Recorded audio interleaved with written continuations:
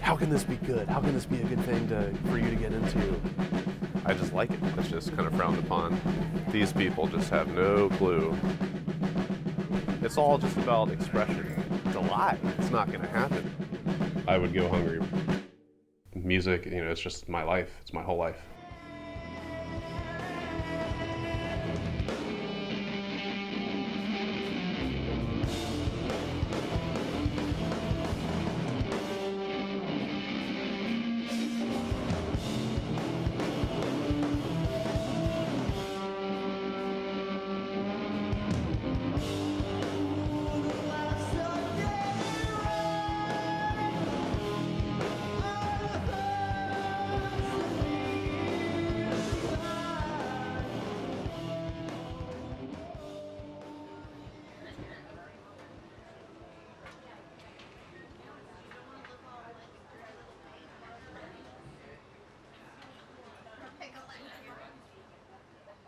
My two older sisters were very involved in music, and just like, a younger sibling, I looked up to them for direction, and I looked up to them for what to consider cool.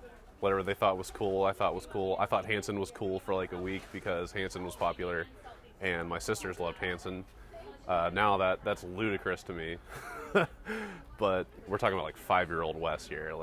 I had no idea what the heck was going on. I wasn't making any of my own decisions. Just going on with whatever the older, cooler people were doing.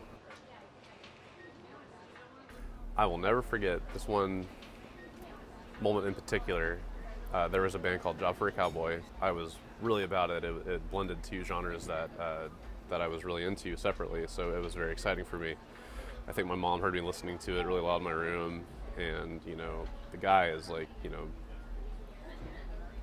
I would just call it a guttural. That's what we call him in death metal, but a parent would say he's screaming like an animal.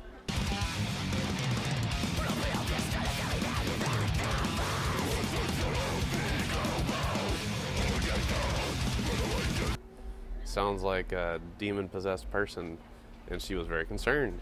And we went to the computer and sat down, and we looked at the lyrics to the song, and she had me read them. And it was a song about a woman that was so ridden with leprosy that her skin was falling off and just splashing around at her feet. And my mom is like, how can this be good? How can this be a good thing for you to get into? And I'm just saying, what is the harm? I still, stand by the principle that you can listen to songs about murder and blood, guts, and Satan all day and never consider picking up a weapon to hurt somebody or trying to practice a satanic sacrament and summon demons. It's all just about expression, and it's just a reflection of real physical things that do happen, but exploring them in a harmless and nurturing environment. I consider myself very fortunate that I've never really endured tragedy in life. I had a great family life growing up. We weren't rich, but we had enough. And a lot of my friends, it was the complete opposite. They have been abused as children. They're raised by their brothers and, grandmas because their parents are either dead or not around or in jail. And they took on that dark cloak of aggressive music because it was, it talked about the things that they were internalizing and feeling, and it was a way for it to get out for them. It was never about that for me. I just like it. It sounds good. It's fun. It makes me feel invincible. It makes me feel like all my problems, that I'm stronger than all of my problems. A lot of people would see me and just think wow, look at that thug. He's no gooder. Why is he wearing that hood? What's he trying to hide? He did something and he's trying to hide himself.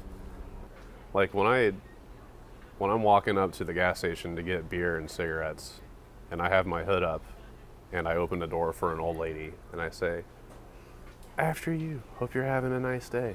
And they just look at me just the hell's going on there? I don't think it's right.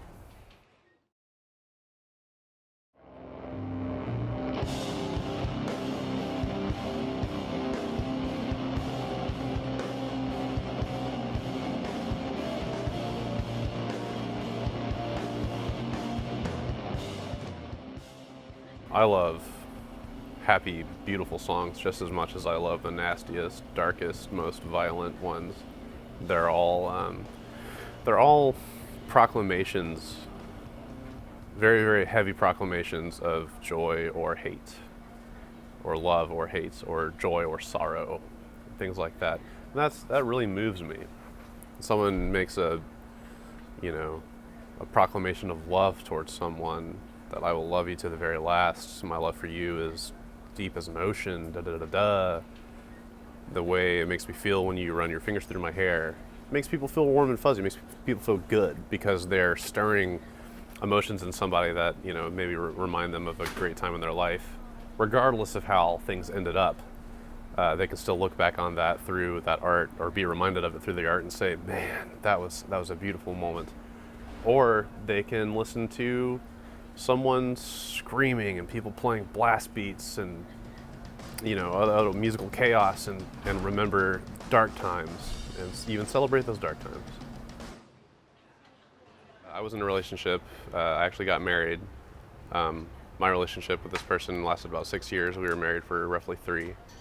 And I'm definitely not going to say that me being an artist is what caused it to fail. There were 1,000 contributing factors from both sides of us that caused that relationship to fail. But when it did fail and I had to reconcile, and I was picking up shards of my life from the ground and looking at them and saying, like, what the fuck do I do? 'Cause it was awful. It was one of the darkest points in my life.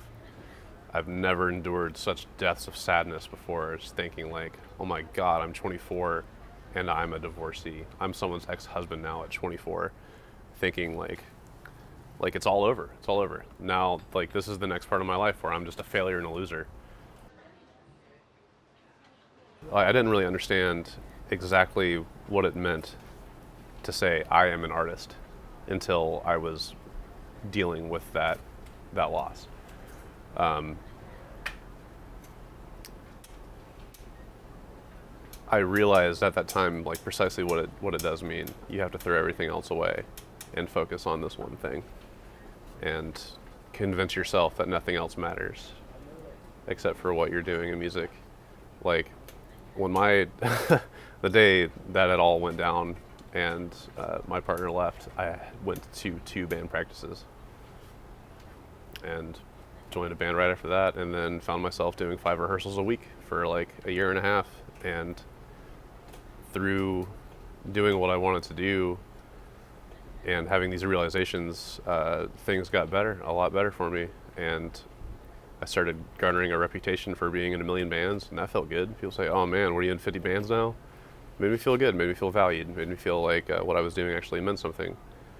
And then, I guess I had an awakening of like, I can do this forever and be happy as long as I'm progressing and getting better, and closing the gap between like what's in my mind and what's actually like manifested physically. Now I know, like, for the rest of my life, that's what it's going to be. I'm going to try to put the ideas that are in my head and manifest them in a physical way. And that is the only romance that I'm ever really interested in forever.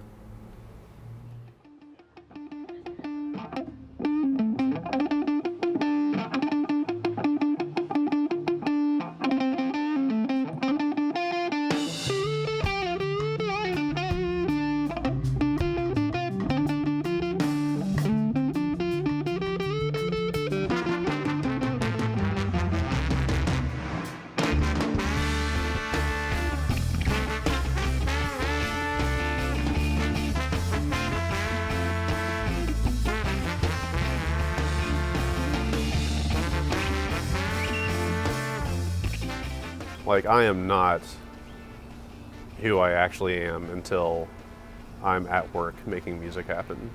I'm just going to keep doing what I know is true. Art has never let me down. Music has never let me down. And here's a list of all these other things that have let me down. I'm going to walk away from these and just pursue this instead.